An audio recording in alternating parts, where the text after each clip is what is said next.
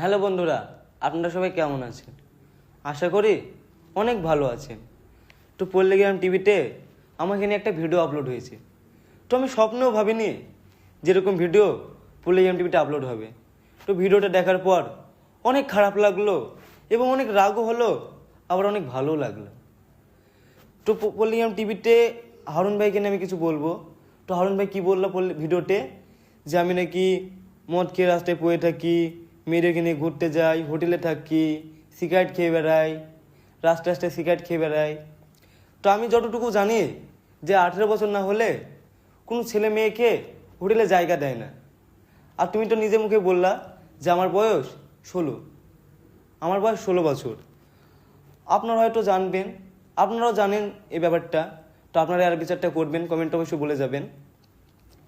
আর তুমি কি বলেছিলা আমি নাকি তোমার ছোট ভাইয়ের মতো। তাহলে কি একটা বড় ভাই পারে তার ছোট ভাইয়ের দুর্নাম করতে, তা আবার সোশ্যাল মিডিয়াতে?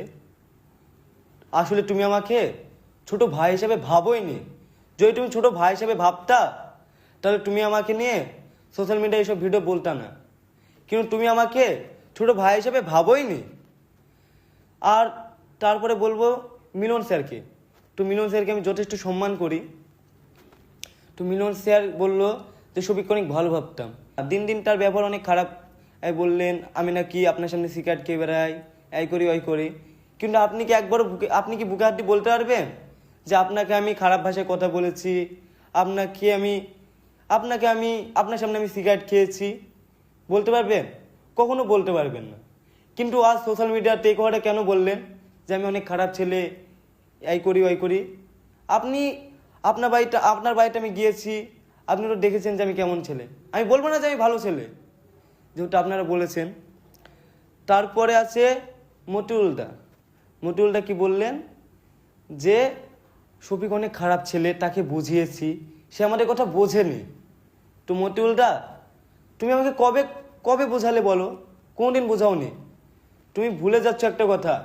সাথে মনে আছে একদিন আমি, তুমি আর উসমানদা ছিলাম। আমি তো ফোনের স্ক্রিন আর তোমরা ব্যাটারি। কি বললাম? হ্যাঁ, কি বলেছিলাম? তোমরা ব্যাটারি, কেউ কেউ ওয়াই বলেছিলাম। আমি ভিডিওটা দেখলাম। তো যখন আসলে তুমি আমাকে কখনো বোঝাওনি। আসলে তুমি আমাকে কখনো বোঝাওনি। তুমি আমাকে যেসব কথা বলেছিলা সেই সব কথা রেকর্ডিং কিন্তু আমার ফোনে আছে। আমি পারলে কিন্তু এখন শোনাতে পারি তোমার সব কথা। সাথে মনে আছে কি, তোমার কথা মনে পড়ছে যে তুমি আমাকে কি বলেছিলা সাথে? সেই রেকর্ডিংটা কিন্তু আমার ফোনে আছে। সেই রেকর্ডিংটা আমি আমার মালিককেও শোনাইনি, কারণ আমি তোমাদেরকে অনেক সম্মান করি, অনেক ভালোবাসি। আমি যেদিন পল্লীগ্রাম টিভি থেকে বেরিয়ে এসেছি সেদিনও আমি পারতাম পল্লীগ্রাম টিভিকে নিয়ে খারাপ খারাপ ভিডিও করতে, পল্লীগ্রাম টিভিকে গালাগালি করতে, পল্লীগ্রাম টিভি আমাকে নিজে ইচ্ছে বের করে দিয়েছে বলতে পারতাম, কিন্তু বলিনি, কারণ আমি নিজে পল্লীগ্রাম টিভি থেকে বেরিয়ে এসেছি। আর তুমি বললে আমাকে বুঝিয়েছো, তুমি আমাকে জীবনেও বোঝাওনি। আমি এখন যদি মন চাই রেকর্ডিংটা আমি এখন পাবলিকের সামনে নাচতে পারবো, কিন্তু নাচবো না, কারণ আমি চাইনি তোমাদের ক্ষতি হোক। তো যাই হোক। তো বন্ধুরা, তোমরা তো পল্লীগ্রাম টিভির ভিডিও দেখলে, যেখানে পল্লীগ্রাম টিভির মালিক আমাকে বলছে, রহিম মামা, যে তুমি যেখানে আছো অনেক ভালো থাকো এবং যার সাথে ভিডিও করছো অনেক সুন্দর করে ভিডিও করো, আমি তোমার জন্য দোয়া করব। তো বিশ্বাস করবে কি আমি জানি না, কিন্তু এই কথা শোনার পর সত্যি কথা বলছি, আমি অনেক অনেক খুশি হয়েছি। আর আমিও পল্লীগ্রাম টিভির জন্য একটা কথাই বলবো, যে তোমরাও অনেক দূর এগিয়ে যাও, সুন্দর সুন্দর ভিডিও করো। আর হারুন ভাই আর রহিম মামা, তোমাকে আমি একটা কথাই বলবো, যে তোমরা তোমাদের মতন কাজ করো সুন্দর করে, আর আমাকে আমার মতন ছেড়ে দাও।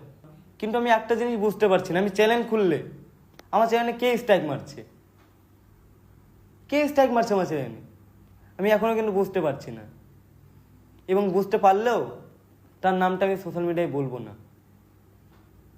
আর আমি চাই পল্লীগ্রাম টিভিতে হয়তো আমি ভিডিও করতাম আগে, কিন্তু এখন করিনি। কিন্তু যখন পল্লীগ্রাম টিভিতে ভিডিও করতাম তখন আমাকে নিয়ে কেউ খারাপ কথা বলেনি। আজ পল্লীগ্রাম টিভি থেকে বেরিয়ে এসেছি, তখন আমাকে নিয়ে খারাপ কথা বলছে। তো আমি অত কিছু বলবো না। আর শুধু আমি এটাই বলবো যে পল্লীগ্রাম টিভি যেভাবে ভিডিও বানাচ্ছে সেভাবে ভিডিও বানাক এবং অনেক দূর এগিয়ে যাক। আর একটা কথা কি বলেছিলা, যে শফিক অনেক খারাপ ছেলে, আর আর কি একটা বেশ বলেছিল, হ্যাঁ শফিক এর সাথে ওই করে বেড়ায়, ওর সাথে ওই করে বেড়ায় এই বলেছিলে। কিন্তু আমার মনে পড়ছে আজ থেকে 2 বছর আগে আর তুমি বললা যে আমার চুল কাটিং নিয়ে, কানে দুল পরি। কিন্তু আজ থেকে 2 বছর আগে যখন আমি ছোট ছিলাম তখন পল্লিগ্রাম টিভিতে কি ভিডিও আপলোড হতো, অনেক সুন্দর সুন্দর ভিডিও আপলোড হতো, যে ভিডিও দেখে আমি নিজে পর্যন্ত হাসতাম নিজের ভিডিও দেখে।